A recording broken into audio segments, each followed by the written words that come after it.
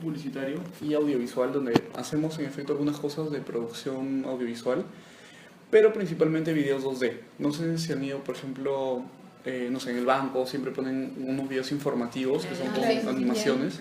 Ese tipo de producción audiovisual hacemos bastante. Y del otro lado, de marketing digital, hacemos bastante desarrollo de web y apps, que pueden ser también para marcas de consumo masivo como para el sector corporativo, manejo de redes sociales y publicidad online. Es decir, esos avisos que salen a la derecha en Facebook o los ads de Google, hay previamente una pauta, un desarrollo de texto, de gráfica que se hace, ¿no? Bueno, algunos de los clientes que manejamos, como les comentaba, por ejemplo, EXA es un cliente como JJC, como Graña, como el aeropuerto, SKF. Todos estos acá que les estoy mencionando son clientes de que fijos, pero que a su vez no están enfocados en consumo masivo. O sea, no los vamos a ver en un comercial de televisión, ni en radio, menos. Sí, bastante en prensa, ¿no? En una revista especializada en minería, de maquinaria, de inversión, en gestión. Como que ya se han creado su propia imagen, su propia estatus. Sí, y tienen como otro tipo de clientes respecto a LAN, ¿no? Por ejemplo, Nestlé, que tiene marcas de consumo masivo, donde constantemente hacen punto de venta, merchandising, avisos de, no sé, de prensa y otro tipo de trabajo, ¿no? Entonces, más o menos así se dividen nuestros clientes. Y el tipo de comunicación con cada cliente, de hecho, que es diferente. Con cada uno es distinto, porque, por ejemplo, puede que veamos un tema con Toyota, con marketing, que te dice cómprate tal auto, pero a la vez con Toyota también podemos ver recursos humanos y podemos trabajar los puntos de venta.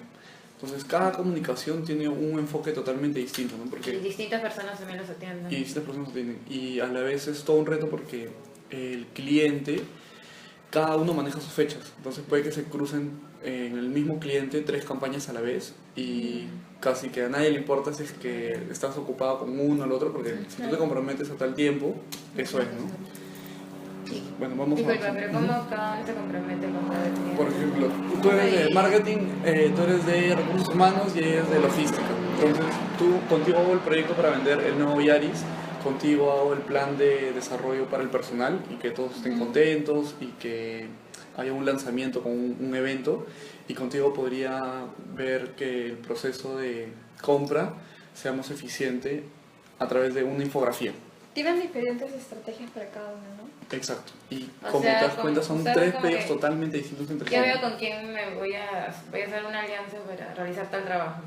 Veo con quién no, me sino junto, que, pues, ¿sí? sino que, por ejemplo, los tres trabajan en Toyota, por ejemplo, pero cada uno en un área distinta. Y nosotros tenemos distintas personas que atienden a cada uno. Entonces, en un lado, por ejemplo, una infografía requiere una estrategia distinto que el comercial de lanzamiento de un auto y distinto al tema de manejo de personal. Entonces, cabe esa posibilidad, ¿no? De que a veces dentro de cada uno de los clientes tenemos distintos requerimientos a los cuales a todos hay que atenderlos con la misma prontitud y eficiencia y buena calidad y todo, que si fuera un cliente de otra empresa. ¿Y qué área se encarga de eso? Cuentas. Recibir cuentas. Cuentas. Ahorita más o menos les voy a explicar cómo es el flujo de entrada.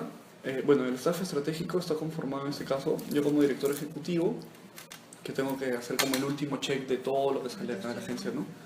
Tengo mi socio que es Andrés, que está en la otra oficina, él es el director de marketing digital, que bien era la otra parte, ¿no? de la empresa.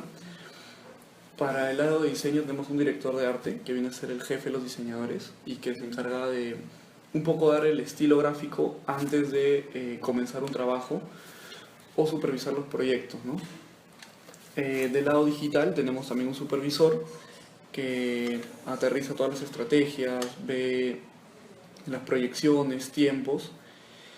Y en el medio, por así decirlo, tenemos ejecutiva, ¿no? Una ejecutiva senior que a la vez supervisa a los demás ejecutivos y se encarga de organizar tiempos, de darle pautas, hacer muchas veces parte de las cotizaciones, que es el primer paso antes de comenzar cualquier trabajo, ¿no? Y en la parte de digital también a la vez tenemos un programador senior, que es como un supervisor de webs. Entonces las webs son un proceso bastante complejo y requieren de este tipo de supervisión. Entonces, si se dan cuenta, estamos por la parte de diseño, que la veo yo más, junto con un supervisor que está abajo mío, y en la parte digital hay 2 supervisores, ¿no? El que ve redes sociales principalmente y el que ve web. Y las ejecutivas, por decirlo, se dividen entre todas las cuentas. Entonces, un poco más claro el organigrama de esta manera. Entonces, hay 3, 4 ejecutivos, está para actualizar esto, que pueden dividirse los clientes, ¿no? Un cliente, como les decía, tipo, a ver, ahora LAN, puede estar haciendo un aviso de prensa, pero a la vez una web. Entonces, el trabajo puede ser alternado, ¿no? Dividido, pero puede que la misma ejecutiva vea ambos temas, porque es su cliente LAN. Entonces, es mejor que de cara al cliente tenga una persona con quien contactar a que 3 o 4 correos. Entonces, con ella es la ejecutiva de LAN y va a ver qué pasa. Si es que hay más de 2 o 3 pedidos, obviamente, o tiene un asistente o hay 2 personas. Entonces, ya va, por ejemplo, con apoyo de tal vez el supervisor digital, que ya empieza a controlar un poco más la situación. Y eso también le gusta un poco a los clientes, ¿no? Sentir que hay un equipo detrás. Entonces, inicialmente lo que tú me preguntabas es, ¿cómo viene el pedido? El pedido antes lo hacían directamente a mí hasta que voy presentando a la ejecutiva a cargo.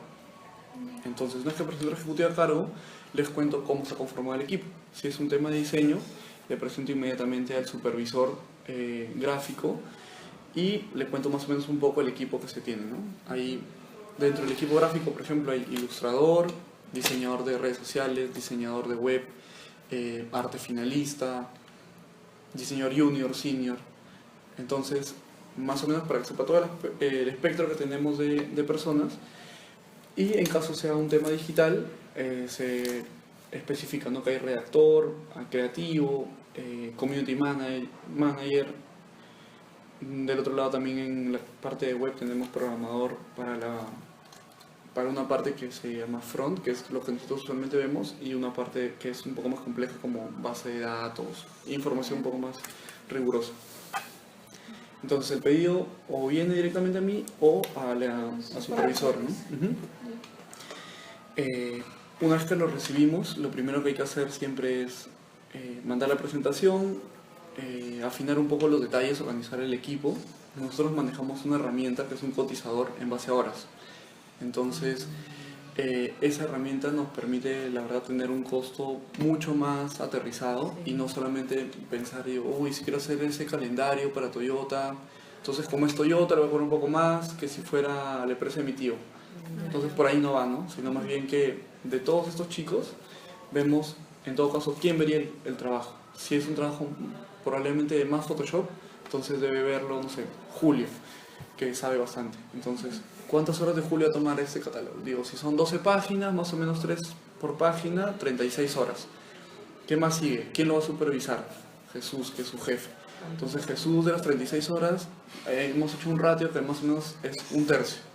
Entonces son 12 horas de Jesús. La ejecutiva, entre que va a la reunión, viene, hay que considerar incluso los traslados y todo. ¿Cuántas horas demorará? 3, 4, más las llamadas. Y finalmente pasa una supervisión mía, si es el caso de diseño, ¿no? Entonces yo, por ejemplo, pongo 2 horas. Entonces todo ese número se le suma un tema de rentabilidad y con eso sale la cotización. Entonces esa cotización ha mejorado muchísimo, la verdad, en el proceso en que hemos ido nosotros creciendo como empresa. Y esa cotización es enviada en un formato especial por la ejecutiva a cargo de la cuenta, previa supervisión de nosotros, ¿no? Se envía al cliente, el cliente aprueba y pide un cronograma de trabajo. Entonces, en un cronograma es un documento que se llama Gantt. A ver, déjame ver si tengo uno por acá. Dicen paso por paso que cómo va a ir avanzando el trabajo, ¿no? Exacto. Actualizar. No, omitir entonces. Ya. Entonces, un Gantt es un documento como este, donde, por ejemplo, Hunter es una empresa que tiene GPS para autos y tiene la parte de diseño, viene front, que como digo es toda la parte que nosotros vemos, la parte visual, y back, que es todo el desarrollo de la programación. ¿Qué pasa si tú pones un formulario, lo llenas, que te salga un código, que puedas llenar una base de datos, que no sé, que pueda haber un carrito de compras? Todas esas cosas se hacen en back. Y front es, por ejemplo, el tema visual, los colores, la experiencia de usuario, etc. Entonces es un cronograma como el que ven acá, donde se indica incluso día a día qué debe estar hecho. Entonces es bastante más fácil de esa manera supervisar cómo estamos con los tiempos, ¿no? Y eso, bueno, se hace previamente en coordinación del equipo para luego mandarlo al cliente. Entonces, digamos que en cualquier momento el cliente puede, en el día miércoles de la semana 5, puede decir, a ver cómo vamos, ya estamos entonces en este punto o estamos atrasados. Si estamos atrasados, obviamente nosotros tenemos un control acá interno, ¿no? Entonces vamos a necesitar recursos de un diseñador más o de otro programador que apoye al equipo y nuevamente nos pongamos a la fecha de entrega y cosas por el estilo, ¿no? Entonces, de esa manera nos organizamos bastante. ¿Qué más sigue luego del cronograma? Entonces, primero es pedido, cotización, cronograma. Luego el cronograma ya se distribuye al equipo, ¿no? Que habíamos considerado antes las horas de cada uno. Entonces, se hace una previa reunión y se hace el brief. De hecho, cuando es un cliente nuevo hay que hacer un brief, pero cuando son nuestros clientes usuales ya va de frente, ¿no? Si es que ustedes quieren considerarlo, digamos, en el flujo de trabajo, hay un brief en caso de cliente nuevo. Claro que hay brief por campañas también, ¿no? Si es que queremos informar del beneficio del 30% de descuento o el bono de $1000 en un auto, bueno, digamos que puede haber un brief. Pero a veces en el día a día, la verdad, los clientes están contra la hora, entonces avanzamos.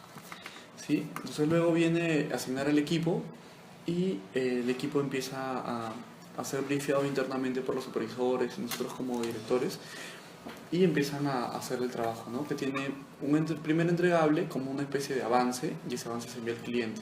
Si estamos de ambos lados de acuerdo, a través de un boceto o de una primera escena de un video o de la parte gráfica de una web, entonces nos dicen ya, sigamos. Y vamos avanzando en el proceso del desarrollo, ¿no? Del trabajo que se nos pida.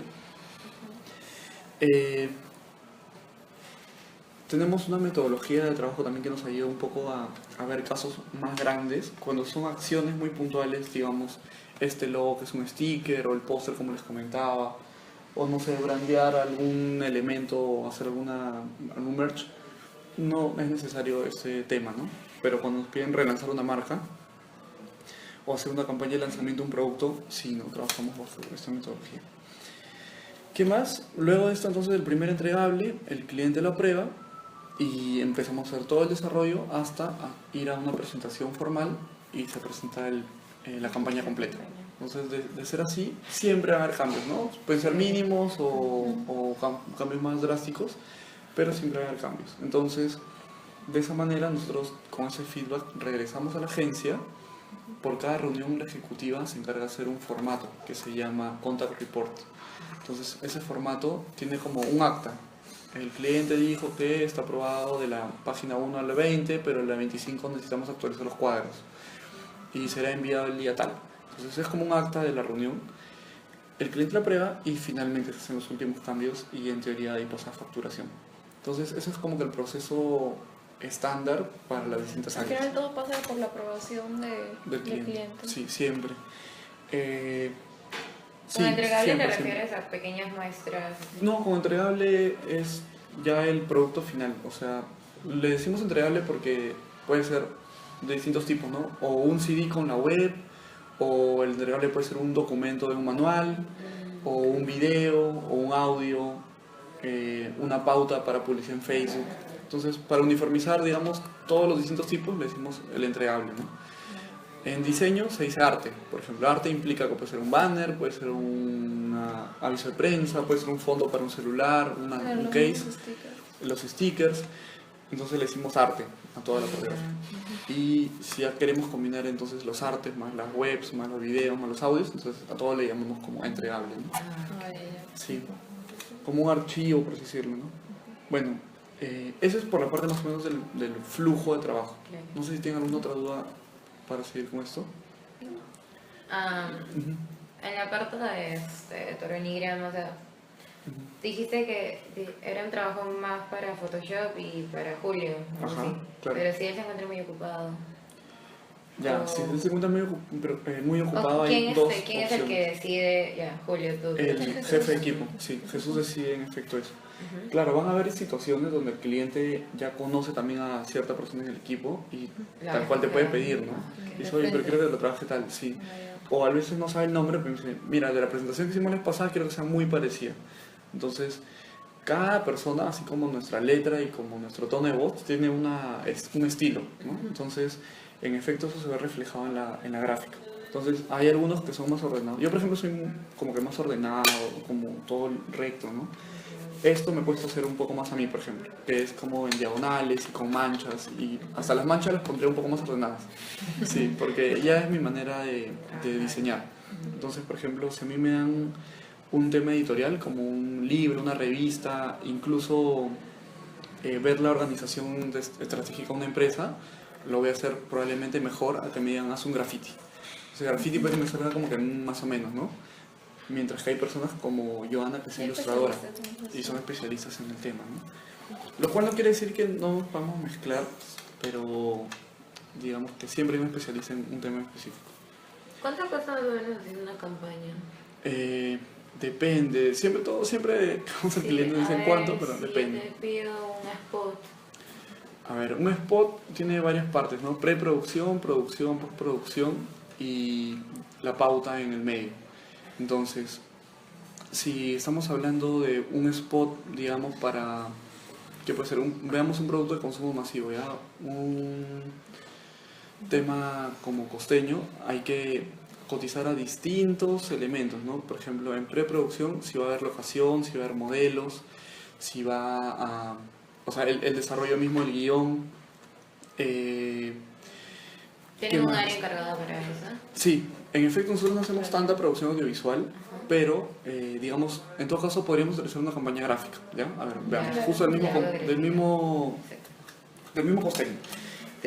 Digamos, si estamos pensando en que sea un aviso de prensa, en efecto igual necesitamos cotizar locación, una casa que sea bonita del sector B, C, ¿sí? Un modelo, que puede ser una mamá con hijo y esposo, no sé. Luego, ¿qué más? Cotizar un poco de cómo se vería el story, el boceto final, para luego pasar en sí a la toma de las fotos, ¿no? Hay que considerar entonces el fotógrafo, maquillaje, styling, dirección de arte por la ropa, organizar los elementos que puedan estar impregnados en esa cocina, si hay que llevar algún material adicional como homenaje, el mismo arroz, si alguien va a hacer los dummies de las cajas, a veces las bolsas no son las mismas, sino se ponen un poco más grandes, o el arroz está pintado para que se vea mucho más blanco de lo que es. Entonces hay que cotizar todos esos aspectos. Y luego en postproducción está la edición fotográfica, con la dirección de arte, agregar los textos del creativo y pasar las distintas adaptaciones. Puede ser un aviso A4, luego hay que hacer un panel, pero también en el punto de venta se hace una franja y puede haber un banner para web. Entonces, si estamos hablando más o menos de todo ese flujo, debe ir alrededor de 5.000, 10.000 soles, más o menos. Entonces, estamos pensando en una campaña gráfica, ¿no? Que es de un costo, la verdad, bastante bajo, bajo las condiciones que les sigo comentando. Entonces, en el parte gráfica es como un poco más... claro, los presupuestos son un poco más bajos, ¿no? Digamos, en producción audiovisual, ahí se incrementa muchísimo porque por lo general las voces se doblan. Entonces, las personas hablan, ¿no? Ah, sí, ven, visitan, ven, comen, no sé qué, pero finalmente en una casa de postproducción, con un locutor vuelven a grabar. Y si la mamá deja el plato, ese sonido tiene que ser de archivo y ponerse. Entonces, por lo general, casi todo se vuelve a hacer la edición. De hecho, en López van a llevar un curso... Todos son de publicidad, ¿verdad? Sí, no, marketing. En realidad somos marketing. Ah, son de marketing. Sí, nosotros sí estamos llevando el curso. En publicidad sí se lleva en octavo, noveno, un tema de postproducción, ¿no? de audio. Entonces, por ejemplo, nos da un comercial en blanco, o sea, sin voz, perdón, y nosotros lo volvemos a recrear todo.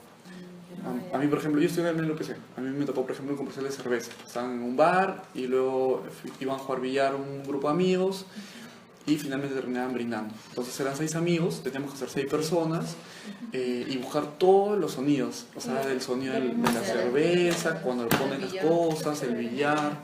Y es una chambaza, pero muchas veces pasa, sobre todo cuando grabas en calle, ¿no? Por más que tienen estos micrófonos que le llaman boom, que se ponen muy cerca de... Eso es, por ejemplo, a ver, si vas a grabar a Carlos Alcántara, no puedes hacer otra cosa más que poner su voz. Sin embargo, si es una ama de casa, es un joven universitario, sí puedes doblarlo y no lo reconoce. Entonces, tranquilamente con que la voz vaya medianamente acorde con la persona, funciona bastante bien, ¿no? Entonces, de esa manera lo manejan. Entonces, hay todo un tema adicional. Digamos, los permisos municipales que hay para grabar en calle, las cámaras de por sí que cuestan bastante caro, todo el equipo que está detrás. Entonces, sí, pero en audiovisual los precios se incrementan notablemente. Un video, nosotros, los que les comentaba en 2D, también, ¿no? Un video frente a una gráfica que puede costar $1.000, un video puede comenzar de $5.000, tranquilamente. Porque hay que hacer un boceto, un storyboard, un animatic. No sé si han visto ustedes en Making of de cine, que siempre el director está con unos paneles, con pequeñas láminas. Entonces, tiene claro cómo debe ser la luz, cómo va a moverse, cómo va a ser el encuadre. Y en el momento deciden otras acciones como, no, quiero que te veas más molesto, quiero que sea más dramático, pon más recto el cuello, 1000 cosas que ya lo ve el director, pero de todos modos se deja guiar un poco del storyboard previo, ¿no? Entonces, por eso los costos se incrementan mucho más en audiovisual. Sí. Acá más es todo lo que es gráfico y... Gráfica, web.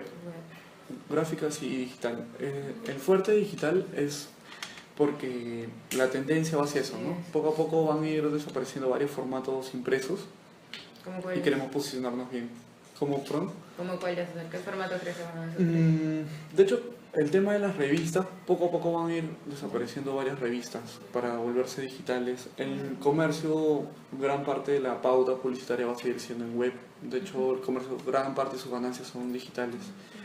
Nosotros cuando lanzamos una web, la trabajamos con una analítica de Google y te informan que el 60-70% es de celulares, las visitas.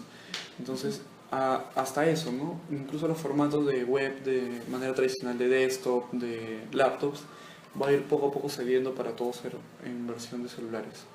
Y hay toda una metodología de trabajo también detrás de ella. Y la verdad que también hacer web es rentable, ¿no? O sea, hay webs que pueden ir, no sé, pues desde 20.000 soles en adelante y que implica el trabajo de un grupo de... En la parte de web también lo ves la parte del diseño, ¿no? Sí. El diseñador que hace todo. Y en web hay varias partes, porque en web más o menos explico el proceso, a diferencia de la gráfica.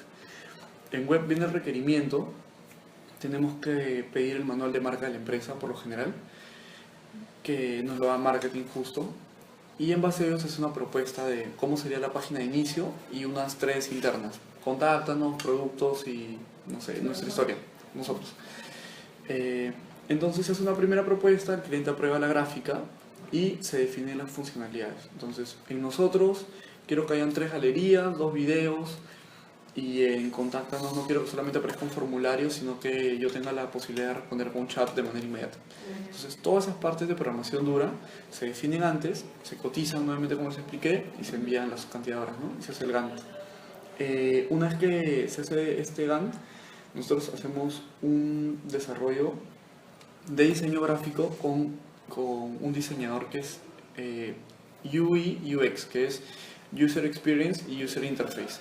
Entonces, esta persona se encarga de hacer que la página sea mucho más fácil de navegar, que no tengas que complicarte buscando los botones ni nada, se hacen previos test y además se busca que la interfase sea adaptada a distintos formatos de celulares, tablets, laptops, etc., ¿no? Incluso en web se hace una primera versión, que es la de celulares, porque como les digo, hacia eso va el mundo, y luego se adapta a tablet y a desktop o a laptop. Entonces vienen a ser como un diseño con 2 adaptaciones adicionales. ¿Y ustedes realizan los estudios también hacia la persona? Sí, nosotros hacemos focus en efecto, pero si tú estás hablando de un cliente como el BCP tiene empresas como mucho más grandes con las que trabaja puntos específicos. Por ejemplo, hay una técnica del eye capture, donde te sientan y hay una camarita y ven hacia dónde está viendo tu ojo una web. Entonces, si ellos quieren lanzar la promoción de crédito hipotecario, ellos van a saber dónde deben colocar ese banner en la web para lograr mejores ventas. Sí, es todo un desarrollo. Sí. ¿Qué estudios más utilizan ustedes? Muchos, sobre todo son encuestas y focus, ¿no? Es lo principal que nosotros necesitamos para desarrollar alguna campaña. De hecho, muchas veces las empresas lo trabajan con proveedores grandes, o sea, lo bueno es que nosotros trabajamos con clientes grandes, ¿no? Que tienen previamente estudios de mercado. Entonces, si nos piden hacer un estudio es para un tema muy puntual, pero si es un Toyota, Exa, Lang, Nestlé, ellos se encargan sus estudios de mercado previamente porque tienen No es que te más manden a allá. buscar tu público objetivo. Para nada. Cosas. Todo ya está previamente definido. Y, por ejemplo, nosotros hemos hecho las estrategias de... Hemos hecho, perdón, presentaciones para el CEO de Nestlé y ellos tienen clarísimo qué va a pasar de acá hasta el 2020. Siempre, todos los años, revisan su estrategia cada 6 años. Entonces, como las empresas que les hacen son CCR, que queden en San Isidro, está Arellano Marketing, Ipsos, o sea, siempre son las top que les hacen los estudios, ¿no? Te dan ese sustento y tú ya sabes qué consume el cliente, dónde va, dónde no va, si le gusta ver tal serie de televisión, por poco te dicen cómo se viste, ¿no? Todo. En efecto te dicen dónde compra.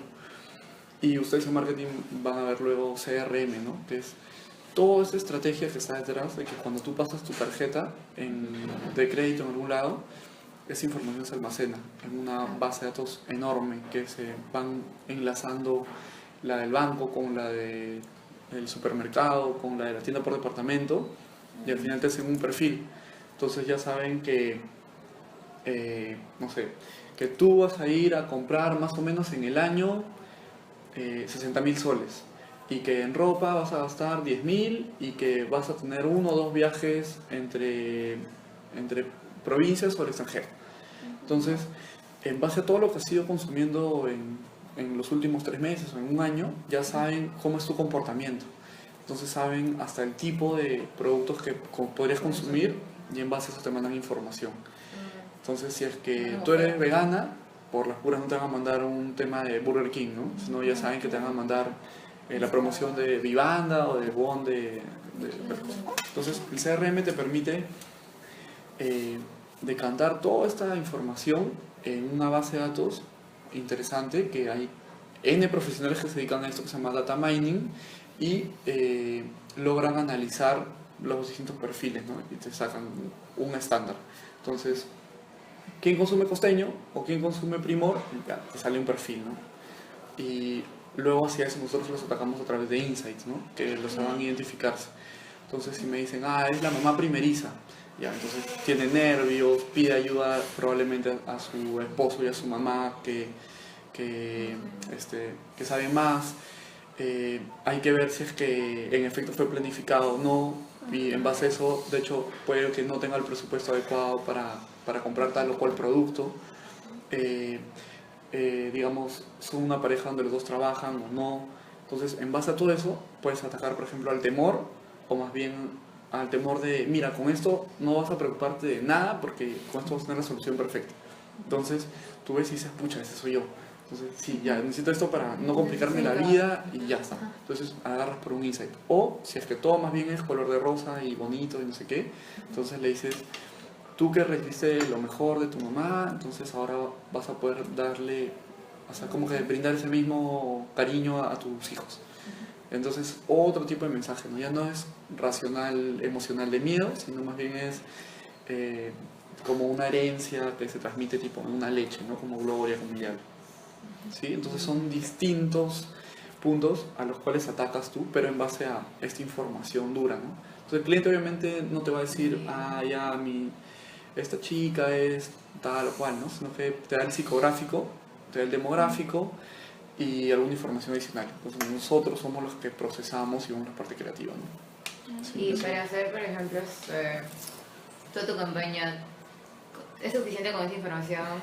O sea, de hecho, a veces es para bueno poner el mensaje o el mensajito, qué sé yo, de lo que quieren vender, la empresa ya te da su idea o tú la creas. No, eso sí es claro. De hecho, el brief debe tener, por ejemplo, el valor diferencial de la empresa.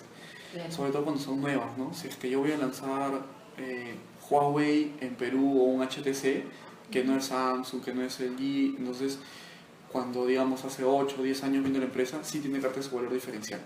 Entonces, tenemos las mejores pantallas. Somos los únicos que hemos creado la tecnología similar a la de Apple del 3D Touch. No sé. Entonces, debe darte un valor diferencial sobre el cual tú agarrarte y dar lo mejor.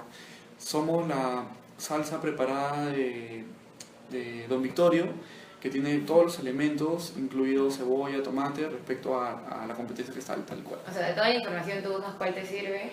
Y esto indicarte, como le dicen los periodistas, la carnecita, o sea, cuál es este valor que va a permitirte hacer la novedad. Y eso viene muchas veces de la investigación de marketing. O sea, marketing dice, voy a lanzar un producto. ¿Por qué? Porque hay una necesidad en el mercado. ¿Cuál es esa? Entonces, a ver, que las laptops pesaban mucho, entonces voy a desarrollar una que no tenga lectora de discos, porque poco a poco esto va a desaparecer y con un USB es suficiente. Entonces lanzan este producto. Y esto además entra en un sobre y puedes llevarlo a cualquier lado, un sobre de Manila, y casi que no te lo roban. Pues no, ¿quién te va a robar un sobre de Manila? Entonces, es una cosa así, ya es el argumento de venta. Tengo una información muy general. Tengo una información y tú buscas la forma creativa de cómo otra cosa te dicen, lanzarlo. el más delgado. Entonces, ¿cómo yo lo vendo como creativo el más delgado? Lo puedes meter en un sobre Manila. Entonces, es como que hay trabajo de ambos lados, ¿no? Porque, en efecto, en el estudio de mercado sale la necesidad de cubrir, que no necesitamos laptops tan grandes. Entonces, bajo ese argumento se desarrolla el producto, pasa a los ingenieros, lo crean, etcétera, y te lo dan. Te dicen, ya, ahora véndeme esto.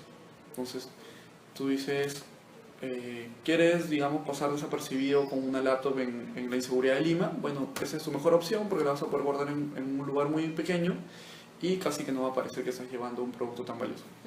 Está. Entonces, tú lo resuelves de esa manera. Y ligero también, sí. Y entonces se vuelve, digamos, ya comercial, ¿no? Esa necesidad la pasas a un tema de, nuevamente, emociones, el tema de seguridad, el tema de que sea ligero, que sea práctico. Si eres un ejecutivo que está actualizado, bueno, esa es la última no sé qué. Entonces vas atacando nuevamente, como les digo, los insights, ¿no? Que deben hacerte pensar y que tú digas así como, sí. Es una vaina, sí. De hecho, es bien difícil que lo expliquen también. De toda la carrera solamente creo que un profesor lo explicó así como debe ser, y con los ejemplos que deben ser. El ejemplo que más me gustó, y que, bueno, se los digo para que les quede para todas sus clases, porque siempre cada profesor va a decir, es una verdad común, es un hecho. No, eso no es un insight. Un insight es para mí es una frase, es un sentence, es una oración en la cual el público objetivo de esa marca se pueda sentir identificado y sobre todo tocado como en algún valor o en algún pensamiento o en algún le dicen driver los gringos, en alguna cosa que te permita moverte, hacer algo que te genere cierta sensación o de, como hablamos un rato, de temor, de alegría, de orgullo, que te quiera hacer llorar, sonrisa, etcétera. Pero como les digo, va más allá de los hechos comunes. Siempre dicen como que un insight es una acción que agrupa todo un público específico, o es una acción que se repite constantemente. Pero yo creo que un insight va más allá. Y el ejemplo es que en pañales, para mamás primerizas, como te estaba comentando hace un momento, por ejemplo, el tema es que poco a poco las mamás van queriendo ser la mejor mamá.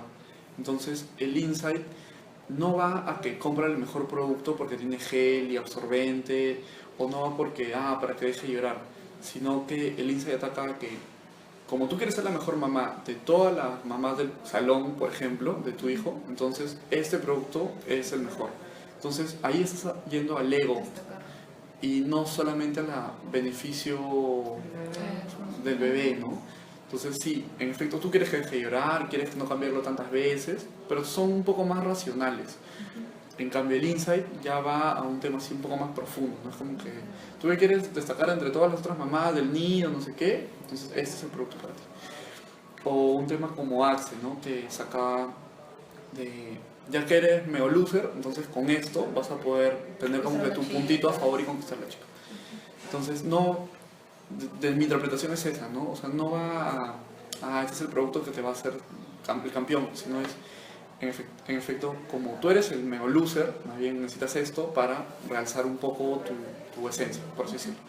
Entonces sí va un perfil un poco más, o sea, no sé, yo lo veo así, ¿no? Como es un golpe más fuerte, no es tan así como bonito, de, sí, todos compran, todos prefieren el pan caliente.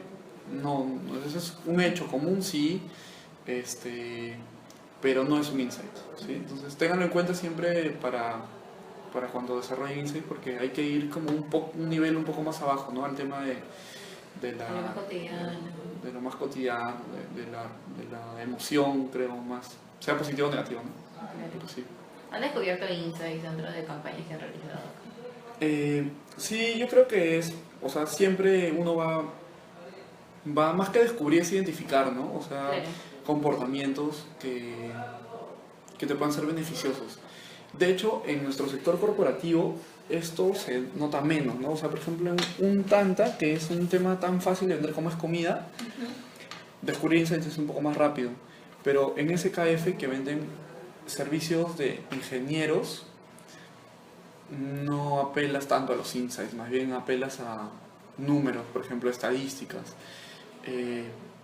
¿Qué más? En Lexus, por ejemplo, en Lexus o Mercedes, la nueva campaña de Mercedes, por ejemplo, es porque tú te lo mereces y es hora que te compres tu primer Mercedes.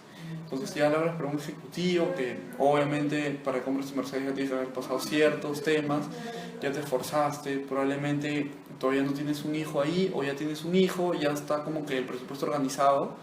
Entonces ya, mañana ya te sacaste la M, ya date tu gusto. Engríete. Claro, engríete. Entonces nuevamente ahí apela a un engríete y casi que no te importe la opinión del resto, ¿no? Es como, ya es para ti. Entonces, de todas tus campañas, o bueno, de la agencia, ¿cuáles son las que más te enorgullecen, por decirlo así? Bueno, a ver, digamos que por acá tenemos algunos.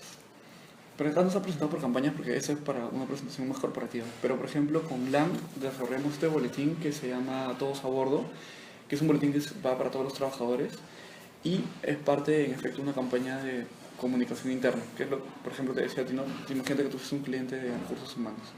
Entonces, es una campaña que comenzó muy chiquita hace 5 años y poco a poco fue creciendo en formatos, es decir, comenzó con una pequeña web que luego fue evolucionando, tuvo muchas visitas, pasó también a tener este boletín y cada año se va relanzando, se hacen concursos y distintos temas. Bueno, hay otros trabajos. Para Toyota, por ejemplo, este tema del Off-Road Experience es bien interesante. En Asia lo hacen todos los veranos y me parece julio, agosto lo hacen en la Costa Verde. Ponen una montaña rusa por donde pasan, no sé si se han visto, pero ponen una montaña rusa por donde pasan las camionetas de Toyota, que son las off-road. Entonces ahí, por ejemplo, viene el pedido, ¿no? Queremos promocionar la máxima versatilidad de las camionetas. Entonces, ¿cómo hacerla? Los test drive, en efecto, implican de que tú vas al concesionario, sacas tú el auto, paseas por las avenidas, que no es nada divertido porque hay un montón de tráfico, y lo regresas. Pero si te compras un vehículo de esas características, no es para justo pasear por acá, sino que en efecto es, como se dice, sacarle la mugre al carro. ¿Toda esa campaña la hermano de ustedes?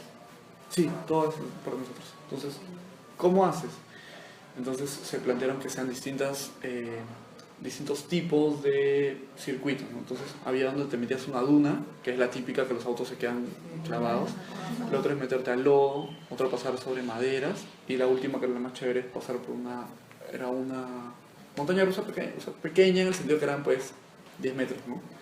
Pero claro, o sea, igual estás, o sea, veías así y luego eso no está por acá, qué pena, pero tengo fotos. Vamos a ver si está por acá para que la visualicen cómo quedó. Entonces, con lo que comenzamos es con la parte de estrategia y hacer el logo, las invitaciones. De hecho, por la locación también no es que podías entrar así nomás, sino que tenían pases especiales para los que vivían cerca y podías visitar el circuito. Mira, pega un video.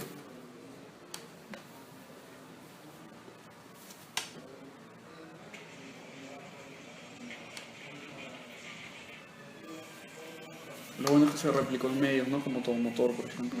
De hecho, Toyota mueve mucha prensa.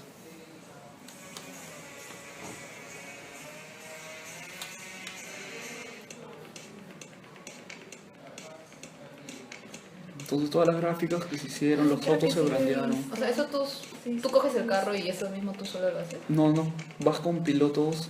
Pero lo bueno es que los pilotos son, por ejemplo, del Dakar, así. Era súper pro. Del Dakar, del Rally. Tú eres copiloto. Genial. Lo que pasa es que por las características de... Él, por ejemplo, es piloto del Dakar hasta ganador. Sí, claro. Sí, bastante. sí. Mira, hace ese tipo de cosas. Entonces, eso, por más que seas el más caña, no vas a hacer esas gracias. O, pucha, puedes tranquilamente... por acá. Sí. ¿Qué tal, amigos de Todo Motor? Acá estamos desde Asia, en el circuito del Toyota Off-Road Experience. Mira, hasta todo se brandeó, ¿no?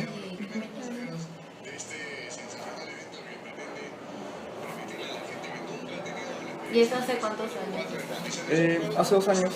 Este año se volvió a hacer. Se han hecho 3 veces.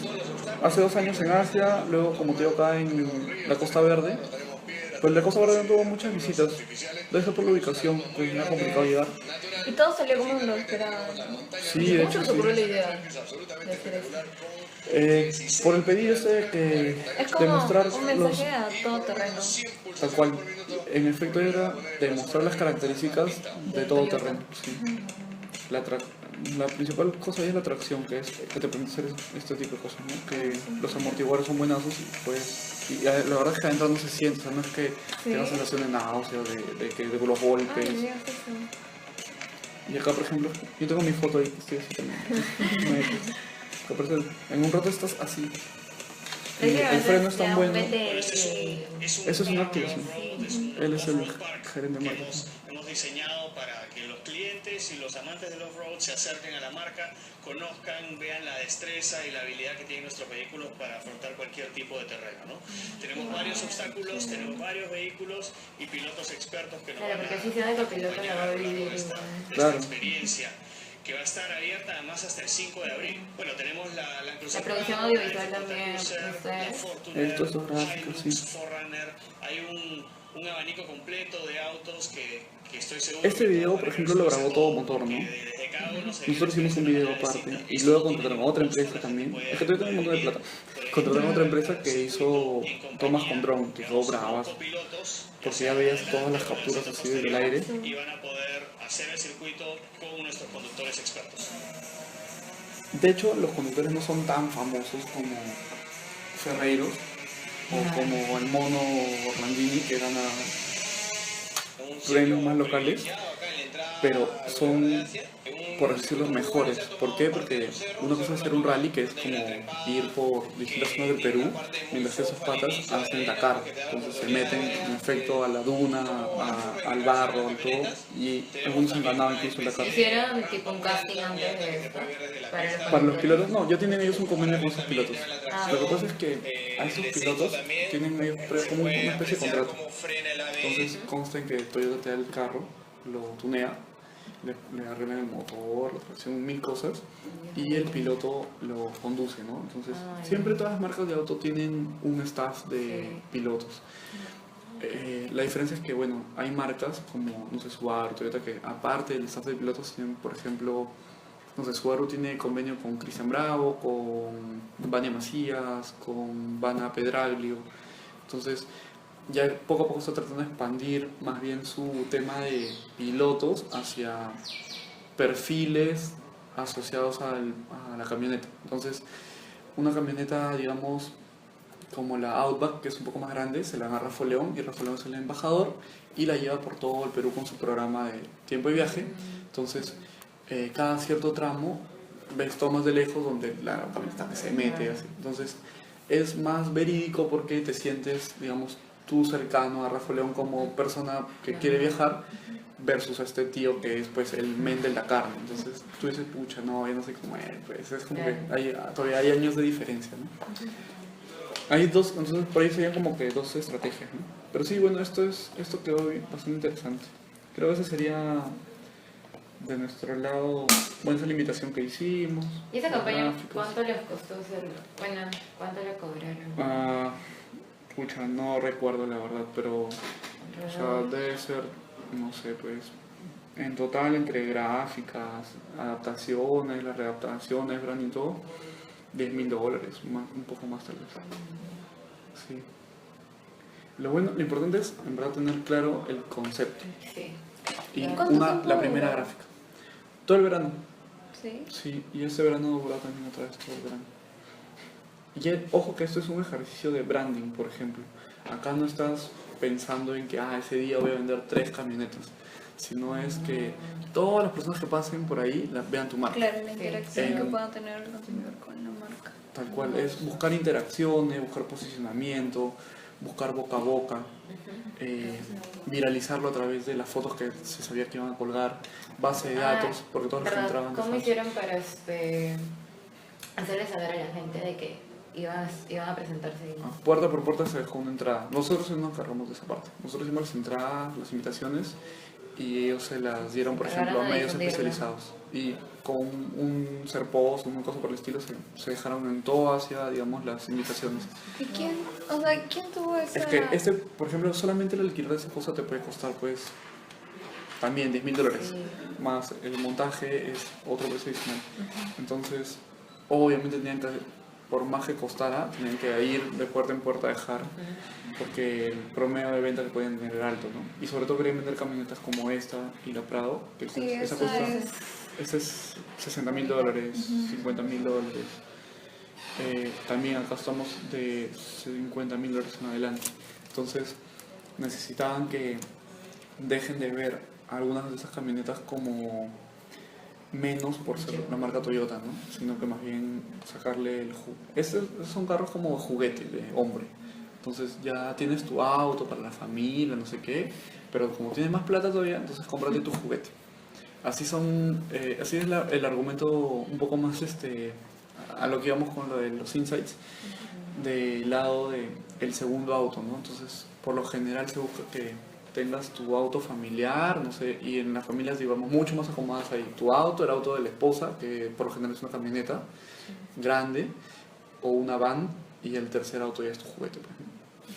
Sí, más o menos así va el tema. Sí. Una pregunta, ¿a quién fue el que ideó toda esa activación, esa idea? No, bueno, acá fue en grupo, ¿no? En grupo. ¿Pero quién fue como que el que...? El líder, bueno, esto era una campaña principalmente gráfica, así que fue del lado del director de arte. ¿Sí? Lo que pasa es que si te das cuenta... ¿Se pasó esto? El concepto de venderlo así. Bueno, no, eso sí fue trabajo de todo el equipo. Sí, pero me refiero a lo visual. No, yo me refería a toda la idea. Vino parte de Toyota y vino parte de nosotros, sí. Ya. O sea, Toyota le dijo, quiero que demuestren que es todoterreno. Que es todoterreno y, pucha, pueden, miren esas referencias, nos mostraron, hay circuitos de Ford, de Range Rover, de BMW en otros países. Y dijimos, vamos a tener que hacer algo similar, no sé qué. Entonces, como que cogimos lo mejor de cada uno y hicimos mejores cosas, y ya lo de la rampa se fue todo, pues, ¿no? Ahí sí se fueron lejos, lo grabas. Incluso si se dan cuenta, miren, la altura de la entrada era gigante. Esto debe haber medía como 7 metros. Pues eran tranquilamente 4 pisos, 5 pisos de alto. Todas esas gráficas las hicimos nosotros. El branding de las camionetas, todo. Sí, fue una chamba. Y lo bueno es que a los medios de prensa relacionados a autos siempre están como super pateros de estas marcas grandes tipo Nissan, Subaru, Toyota, Kia, Hyundai, que son las que tienen más plata, para que pongan anuncios en sus revistas. Entonces, con tal de que pongan un anuncio, te cubren todo, hacen 1000 entrevistas, mandan 20 fotógrafos. Entonces eso ayuda a que haya más prensa y se viralicen más y estén en las webs. Entonces, medios como Ruedas, que creo que esto es el comercio, entonces te manda pues siempre un fotógrafo de calidad, alguien que entreviste. Sale en Canal 8 con el programa de Peter Keckling, en Canal 3. Entonces, lo bueno es que no te esfuerzas mucho en estar ahí rogándole al medio, oye, por favor, públicame, sino que más bien ellos vienen voluntariamente, ¿no? ¿Desde cuándo nació esta agencia? Bueno, yo la ideé, digamos, estando en la universidad hace 7 años más o menos y empecé siendo freelance, pero en algún momento se vio el requerimiento de que ya no podías trabajar bajo ese modelo, sino que necesitaba ya tener más asistentes, facturar, y es ahí donde nace la empresa, ¿no? O sea, lo hiciste cuando estabas dentro de la universidad. Ujú. ¿Qué sí? Noveno más o menos. ¿Todo el O sea, tiempo normal? Sí, sí, sí. O sea, no normal, ¿no? De hecho, ahora duermo. Yo, desde que estaba en el colegio, creo que, o sea, siempre tenía una cosa, es mi locura ya, de que yo creo que si no quieres dormir, no deberías dormir. Porque, o sea, yo siempre me falta tiempo para hacer cosas. Entonces, si pudiera inventar eso, pucha, inventaría algo para que no existan las ojeras y puedas no tener sueño, ¿me entiendes? Porque si yo pudiera hacer cosas todo el día, pucha, yo las haría, ¿verdad? Entonces yo cuando estaba en la universidad, digamos, estaba en séptimo, octavo, y siempre me gustó hacer gráfica. Me gustaba un montón aprender de Photoshop. De hecho, por esas cosas de la vida, luego que mi papá ya me había metido a fútbol, tenis, básquet, natación, todo, y entonces ya, como que ya no quiero más deportes, ¿no? Entonces me metí a estudiar para hacer webs. Me dio un tema así de, pucha, a ver, quiero ver qué es esto, ¿no? Lo veía como que súper novedoso, y se veía interesante. Y yo siempre he sido como que súper fanático del rock, entonces yo decía, pucha, yo quiero tener mi página. Veía páginas de fans, entonces yo quiero hacer mi página así de fans de los rockeros. Entonces dije, bueno, con eso fácil me hago famoso, así, tener mi página. Entonces me metí a estudiar y en efecto hice pues, ¿no? un par de webs. Pucha, y las webs se hacían en blog de notas, o sea, pueden todos los códigos, ¿sí? Uno por uno, y caso. Sí, y entonces como que lo dejé ahí, luego eso fue en tercero de secundaria. Luego en quinto nos enseñaron a hacer web y cuando entré a la universidad es como que había visto tantas webs y tantos ejemplos que ya tenía cierta orientación hacia eso. Entonces en el primer ciclo me dejaron hacer una revista, hice la revista. Y cada vez que había tema de diseño me decían ya, tú hazlo. Y yo hago la otra parte de no sé, de investigación, esas cosas. Y yo vivo feliz en lo que hacía. Entonces como que cuando llegué a octavo, varios ya de mis amigos practicaban. Entonces yo dije, pucha, yo creo que voy a dedicarme a esto. Y un amigo mío ya trabajaba de diseñador publicitario, le iba bien. Entonces dije, pucha, creo que sí la hago. De hecho, yo quería estudiar antes en Toulouse, incluso diseño. Era en el solo instituto, no había UCAL, entonces ya me metí a la UPC. Pero me gustó mucho más, la verdad. Sí, de hecho me gustó mucho más. Porque el otro hubiera sido una persona técnica que sabía así como mi pedacito, ¿no?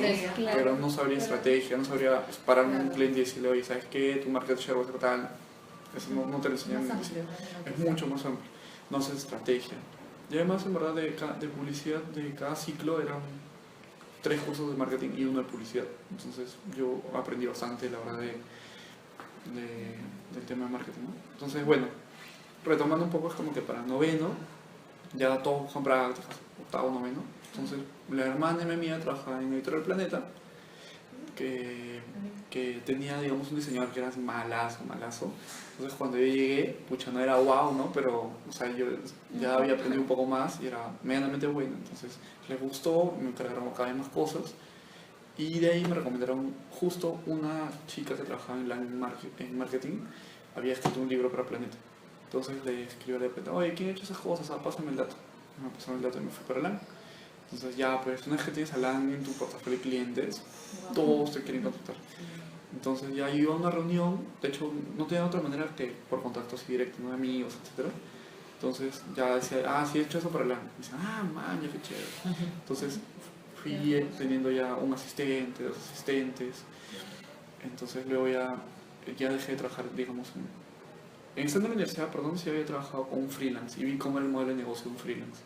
Entonces luego dije, ya, yo voy a hacer lo mismo, ¿no? Digamos, asistentes. Y conforme los presupuestos iban creciendo, ya no eran pues cosas de 2.000 soles, 3.000 soles, sino un poco más, me pedían factura. Entonces no había factura, pues, ¿no? Como persona individual. Entonces ahí fue que me metí a investigar cómo es lo de la empresa. Y la verdad, uno tiene que ser autodidacta, ¿no? O sea, si quieres aprender hoy día a hacer, cupcakes, primero te metes a YouTube, no vas a esperar hasta meterte un curso, no sé qué. O al menos si vas a meterte un curso, tienes que saber lo mínimo, ¿no? Para no estar perdido. Entonces yo dije, ¿quiero hacer empresa? Voy a buscar, ¿no? Empecé a leer, así un montón. Y vi todos los pasos, supuestamente la sonata era chévere, y mentira, pero bueno, dije ya, me meto. Pero fui, hice todos mis papeles, así más o menos, salió todo y todo fluyó muy bien. Entonces ya tenía empresa, en un momento, es como que estando en, no sé, habiendo acabado los 21, tenía los 22 más o menos, ya estaba la empresa. Entonces ya tenía 4 personas y empezamos a trabajar y empezamos a ganar un poco más de clientes. Hasta que hace 2 años me asocié, de hecho, con uno de mis amigos desde la infancia y que es comunicador también, pero era parte corporativa. Entonces como que nos complementábamos. Y él es el que ahora ven que está en la parte digital.